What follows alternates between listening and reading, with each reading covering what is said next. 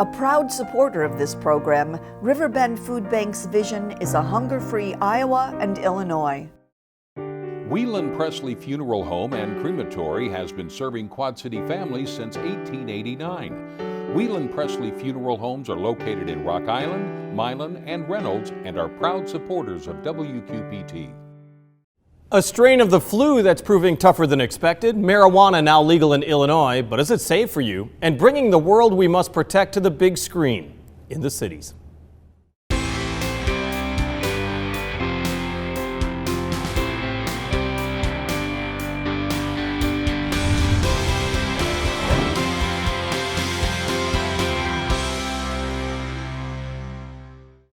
It's a first of its kind. The Quad Cities Environmental Film Series starts this weekend and continues for 5 afternoons into May at the Figge Museum.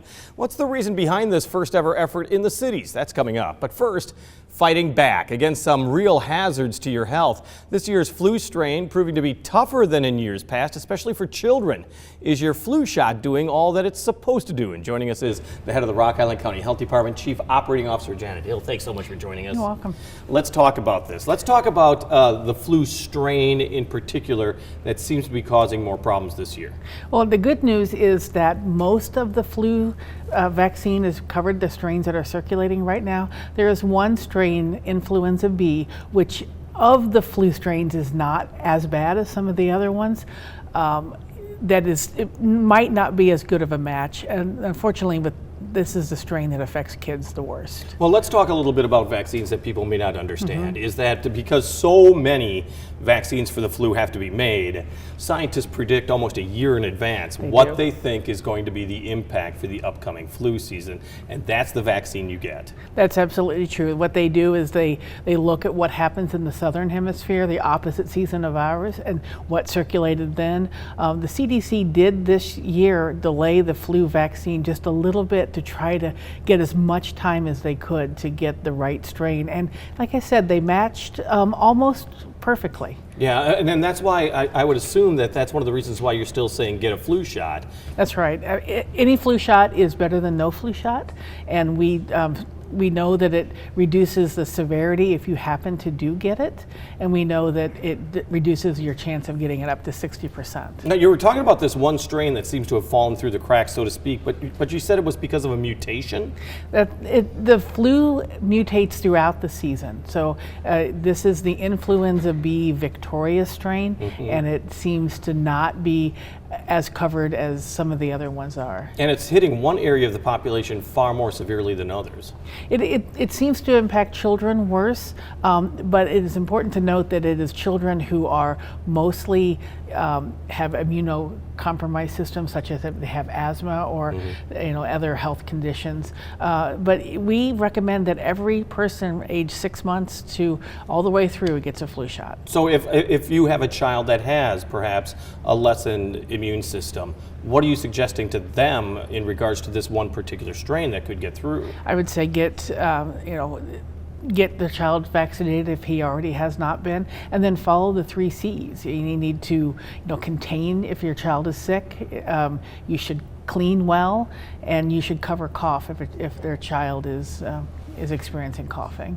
Where are we seeing the flu right now? Because as far as reporting is concerned, you were saying to me before we started recording this program was that Illinois has a different reporting system than Iowa. That's true. So that we don't really know the full extent of the flu in Illinois. It went to widespread status in the state about the middle of December, and that's what we would expect. People start seeing flu a little bit before Thanksgiving, and then we spend a lot of our time indoors. We spend a lot of our time during holidays gatherings, so we are more exposed to viruses and colds. So we would like people to have their flu vaccine a couple weeks before Thanksgiving, but if they haven't had it, please do get it now. Well, we want to show you this graphic right now that is showing how the flu started, at least the flu report started in the southern part of the state, Louisiana, and then just keeps creeping up north, and it starts creating these pockets throughout not only the Midwest, but also in New England states as well. Right. That's not unusual, is it? I mean, the way this map is just turning redder and redder in some areas, that's not unusual? That's exactly what we would expect this time of year. So how long does it last? Usually by the end of March, it's pretty much over. This last season lasted a little bit longer, and so that's why it's important to not get your flu shot too early, because we want it to last the entire season. So we're saying, you know, middle of October is about the beginning of when you should get it. What you were pointing out once again is that children are really susceptible to this in particular. Have we been seeing the schools really being hit hard? You know, that's not something that's been reported to us yet. It's still a little bit early. I mean, kids have not been back in school too long after the Christmas vacations. We would expect, you know, the next couple of weeks we'll have more cases. Well, and let's be honest, that's the real breeding ground, of course. That's right. Is it like daycare or your workplace or Right. schools. Right. So, you know, back to the 3 C's, you know. If you're sick, stay home, clean constantly, and if you are coughing, cover it. One other area we want to talk about, and you put out a warning once again after January 1st, of course, recreational marijuana is now legal in Illinois. You still have a number of concerns for people who are, well, let's talk about the casual user who may be more experienced at using marijuana than others. What are your concerns for people who are continuous users? I would say that just because something is legal doesn't mean it's safe, and we know that with alcohol use. I mean, you know, the more you use, you know, worse effects it has on your body. I think what I am most concerned about is many studies have shown that the brain is not fully developed until age 25. So there is that window between age 21 where it's legal to 25 where it could you know, cause some severe brain development problems. It has been shown to lower IQ points, reduce memory, and impair academic performance. You've also been a little concerned about the person who's trying marijuana perhaps for the very first time, Right. that they may not know what they're getting into. You know, this isn't, you know, your parents' marijuana. It's 3 times more potent than it was 25 years ago. And with that increased potency, we're worried about increased addiction. And, you know, when someone has an addiction, that causes all kinds of other social problems. Well, when you talk about potency, I mean, we all know what potency means as far as drugs are concerned, but when you talk about the actual increase, 3 times more Right. potent in marijuana, what does that really mean? I mean, I'd assume that drugs affect different people in different ways. That's true. I mean, your body metabolizes things differently. But the strains of THC in marijuana now is just stronger. I mean, so you would need less to feel the same effect. And so if people are still using the same amount, they are putting a lot more THC into the system. What are you worried about as far as the health department is concerned in the future going forward? Because right now it's obviously not even a month old, Right. legal marijuana. Is the health department prepared for programs or treatments or anything from 6 months on? Did the Illinois legislature actually plan for that in any way? There is a health committee that is part of the new state law. It has not gotten fully up and running yet, but it is supposed to monitor health data and just see the impacts of marijuana legalization in the state. So is that something that you'll be assessing? It's more at the state level. But I mean, who reports to the state, I guess, is how does the state gather this information? I would think from the local level is how they're going to get it, and I would think that would be the county health department. It would come through us. It would come through our health partners. It would come through the coroner's office if that's the case. And it's also important to note that marijuana is legal when it's bought from a dispensary, which is a licensed facility. It's not legal from buying it from the guy down the street. Which is still obviously going on. That's one of Right. the things that the state of Illinois is also looking into. We were talking about schools and we were talking about the flu season in schools, but you've also had to deal with the issue of measles in schools. Last year, you were a little worried about how some of the statistics were adding up at some schools. What about this year? We've had no reportable cases of measles this school year, which is very good. We still want to get the message out that measles is vaccine preventable and very dangerous to children if they get the measles. It's very dangerous to That's them. really one of your biggest concerns, of course, is that there are children who, for various reasons, aren't vaccinated Right. or are real susceptible to diseases that could come from people who are not vaccinated Correct. and carrying it. How serious of a problem is that really in this area? Most of the schools in this, and the Illinois State Board of Education is the Right. one that tracks this. And almost all of our schools and all of the big school districts are in compliance. We have some smaller schools that we have been working with to get the message out to them to make sure that their kids are vaccinated and to understand that the exemptions are there for medical reasons, really. Yeah, and when you say in compliance, it's because, there are requirements to attend some schools that you have to have your immunizations That's up right. to date. That's right. And that is, that's part of the whole herd immunity. If everyone who can gets their vaccine, it helps protect the people who cannot because of allergies, for example. Well, and then I go from one extreme to the other. We're talking about children. Let's talk about the problem with adults, and that is that the Quad City area, the Rock Island County Health Department, are really concerned about the level of STDs that have been spreading. It's still a concern, even though you put out the warning, a year ago? We have high numbers of all STDs in the county, chlamydia, syphilis, gonorrhea, and it's not just something that's happening here. The rates are through the roof throughout the country. Is this a case where, how do I say this delicately, is that unprotected sex is occurring, and perhaps it's because young people don't really think there's any risk because of AIDS, and they, I can get an STD, a shot will cure it and all that. I think that's certainly a concern. A factor. And then long-term acting birth control, so they don't have to worry about pregnancy. But an IUD does not protect against an STD. And what are you telling young men or young women? How do you combat that? Let's be honest, behavior is behavior. Whether it's marijuana, as we were talking about, or sexual relations, it's not like don't do this. That doesn't necessarily work. No, we just try to educate them on the risk.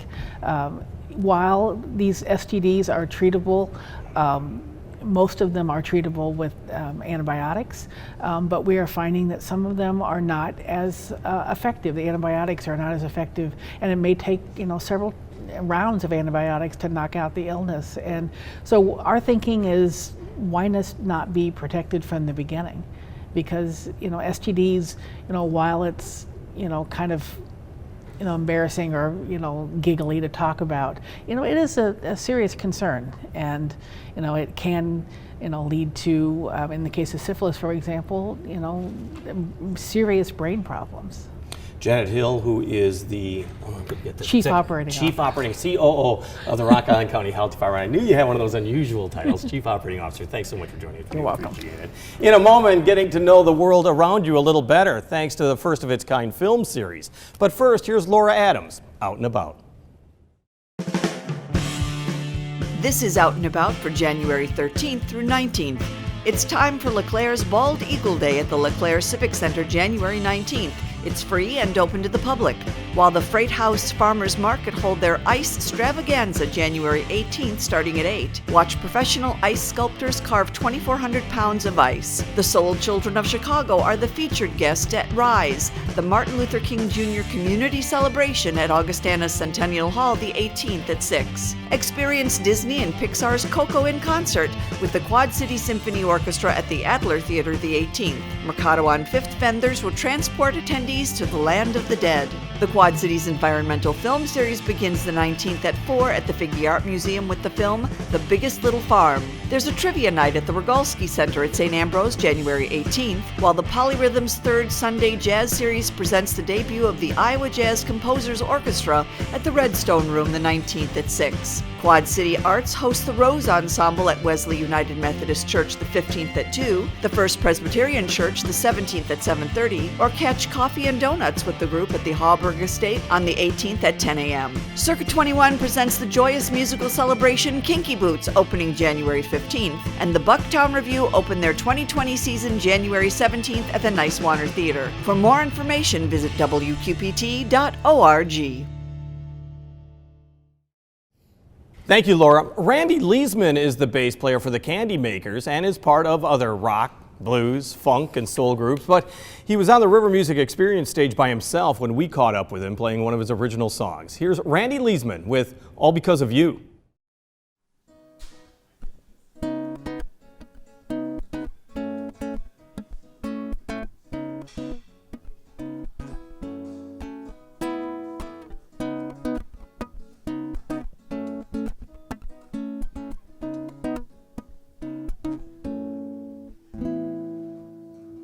All because of you, I wouldn't change a single day. You got me feeling new, couldn't ask for more. I believe it to be true, no other girl can make me feel the way you do. Diddly diddly do. You got me singing to you. When I close my eyes, I see you standing there, so divine, just like an angel in the air, yeah. But I can reach for you, roll my fingers through your hair, all because of you. Just hoping, no despair, I hope you realize I've got so much more love to give to you.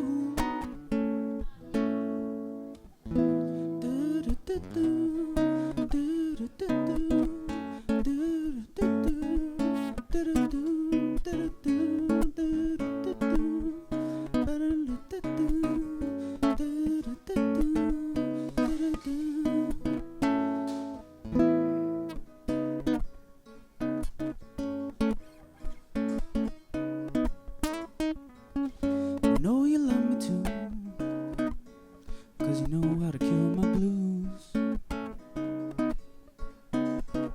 I'm talking to you, oh my baby blue. And I believe it to be true, other girl can make me feel the way you do. Diddly diddly do. You got me singing to you. When I close my eyes, I see you standing there, looking so divine, just like an angel in the air. But I can reach for you, roll my fingers through your hair, all because of you. Just hoping, no despair, I hope you realize I've got so much more love to give to you. Yeah, I've got so much more love to give to you. I've got so much more love to give to you. Give to you. Give to you.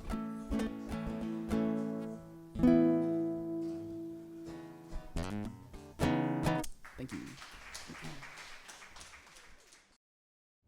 Randy Leesman with Don't Wait Till Tomorrow. This weekend, a unique film series starts in the cities, and it's aimed at what you know and don't know about the world around you. The Quad Cities Environmental Film Series is being held at the Figge Art Museum on Sunday afternoons. It's a project backed by the Sierra Club, Nahant Marsh, the Sing Family Foundation, and River Action. But how might the 6 films change what we know about the environment? And joining us is River Action's Executive Director, Kathy Wine. Thanks so much for joining us. Thank you. This is the inaugural season of the Quad Cities Environmental Film Series. Why? Why did you think that this was important to have? It is important. We've always had a mission of bringing people together and looking at problems and then laying a foundation for some solutions. And with these environmental films, we really have some up-to-date, and that's important to us, to have them new, and some that have a whole variety of focus, and then be able to take the message from those that are there to the community at large. We're helped by that, by having a talk back after that have professionals and professors and so on, doctors in one case, and being able to discuss that with them on either a Quad City connection or, more in-depth Yeah, well, and I wonder, I mean, do you worry sometimes that you're preaching to the choir? That the people that show up are the ones that already know that there's a problem? That could be. Yeah. Although I'm educated all the time, and, exactly, yes. and that's where we get our marching orders, going from this kind of film or book when it's our environmental book club to actually some action. So, and I want to say too that we think that we have films that will really interest young people. In fact, one of them is sharing 6 films that young people were awarded. Right, exactly. Yeah, that really has, and I want to talk about that in a moment. Maybe that will bring that generation. Maybe that isn't the choir yet, but becomes the choir. Well, let's talk about the film that kicks off the environmental film series, Little Big Farm. It's a story of a family that's kind of moving out of the big city, thinking, hey, we're gonna till the soil. We're gonna be farmers. We're gonna really, and they're in the foothills of California, and it doesn't go well. No, they have their problems with it. Soil, water issues, not unlike other farmers in other places of the country. We have those kinds of organic farmers here now. And again, at our Film Fest, we will be featuring and have tables and booths by some of the local people. Like we will have someone from the farmers market there. If you attend the local farmers markets, you know there are organic farmers. So you're watching this film and you're trying to also kind of showcase some of the things some of the solutions, I should say. That's right. Why is that important? I mean, I guess it's easy to point out the problem. Well, if we're going to be successful going forward, and let's look at the Quad Cities 20 years from now. What can we say we're proud of having done? I hope it's some of these things that are for the environment, in conservation, clean water. Let's talk about some of the people that are joining you. The Sierra Club, Nahant Marsh, of course, River Action, the Figge, Sing Family Foundation. Yes. Tell me a little bit about these groups. I mean, you got to be pretty proud that you guys have all come together. We are, and I'm really grateful to Tony Singh and the Singh Foundation. They have been successful when they sponsored the Jewish Federation film series. And a lot of the format is the same. We learned that 4 o'clock on a Sunday afternoon does attract people. They go out for dinner after, but that time worked out well. We avoided the Super Bowl. Good for you. So yeah, if you want to see a schedule, but generally that's a really good time. Yeah, if you want to see a schedule and all of the films that are being featured, it is on the River Action website, because I mean it's about 1 a month. Although I think in April you have 2. That's right. They are on Sundays. They are at 4 o'clock, and like you said, there's a discussion period after time. Let's talk about some of the other issues, because you also, some of the other films handle young environmentalists. You were talking about that, where kids were actually making their own documentary. That's right. We really want, and we have some locally too, but we really want to champion what young people having the fortitude and the tenacity to tackle some of these things and take a look at the issues have done.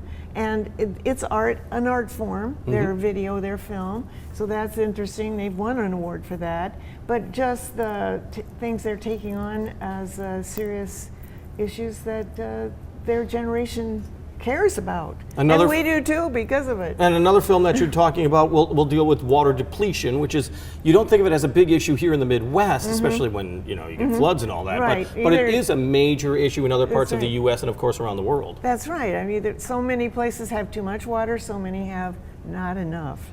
And those are issues we need to address. And then the one that I thought that was interesting that you were talking about a little bit earlier, and that has to do with toxins in our own body. Yes. Tell me a little bit about the filmmaker in that particular story and why this really does impact so many people. It was a young woman who became interested in what kinds of toxins our blood would show, that we absorb, either in makeup or other ways, and her findings were kind of astounding and alarming. Because so many people use makeup, of course, right, and so that would be a concern. That's right. But you don't necessarily know what you're putting on. That's right. No. So that's one of the films as well. $5 once again for adults, $2 for students, and you really want to see some students there. I do, and also we do have a season ticket. All 6 films can be purchased with just $20 or too free that way. So that's a bargain. And once again, the schedule is at the River Action website. Yes, you can see trailers of these movies there too. I want to talk about another issue real quickly. And, Sure. and we have seen a very tough year, of course, with the floods. And we're seeing right now the Mississippi River at a higher level than we usually see Yes, we during do. this period of years. So That's right. it gets you a little concerned about coming up It in does. spring and summer and fall. Let me ask you about one of the proposals that they've been talking about on the Iowa side, and Yeah. that is an expansion of Nahant Marsh, an expansion of wetlands. Yes. One of the stories that I keep hearing is that Nahant Marsh did a yeoman's job dealing with trillions of gallons of water. What do you think is going to happen as far as an expansion of wetlands to the, well, particularly I would think, to the west of Davenport? Yes, I believe that's one of the number one solutions and one of the most important to tackle now. I compare it to when Mid-American goes out and finds where they're going to get electricity for really hot days, really cold days. They know in advance where the power is coming from. And if we did that and found easements on farms and in corporate parks and so on where water could be retained for the period of the flood, they could be compensated for any damage or cleanup, but it would eliminate it, just like the Nahant Marsh, which you can see. It flows over Wapello, it flows into all of those wetlands. You could see how that helps. And I would like to see that become a priority. So many people just say build a wall, but Davenport is arguing, or a lot of people in Davenport are arguing, that it just pushes the problem further south. As a matter of fact, I believe Davenport got a lot of accolades for the way it dealt with the flood right now. Starting with 1993, Jim, it started to get accolades. Yeah, that So- was the city with the largest city on the Upper Miss that had no formal flood control, had less cost involved in cleanup than the cities that had breaches in their flood walls or dikes. And so what we saw in 2019 could be what? The real wake-up call for what we're going to see along the river for the next 10, 20 generations ahead. Yes, I believe rain events will be larger and we can be looking at more flooding. And you're right about this coming year. From what I've heard from the Weather Service, it looks very probable that We'll be have talking about another that in flood. shows to come as well. Okay. Kathy Wine, always nice to see you. Thank Thanks for joining us. Jim. Yes. From very River Action, good. once again, the Quad Cities Environmental Film Series will be at the Figge Museum, and you can get more information on that by just checking out riveraction.org. And we want to welcome you to a big party that we're throwing in our own honor. It's not much longer until WQPT Champagne on the Rocks event. It's coming up Friday, January 24th at the Rhythm City Casino and Resort. It's a night for you to bid on great prizes and perhaps win some jewelry. Tickets are now available. Get details about Champagne on the Rocks at our website, WQPT.org. On the air, on the radio, on the web, and on your mobile device. Thanks for taking some time to join us as we talk about the issues on the cities.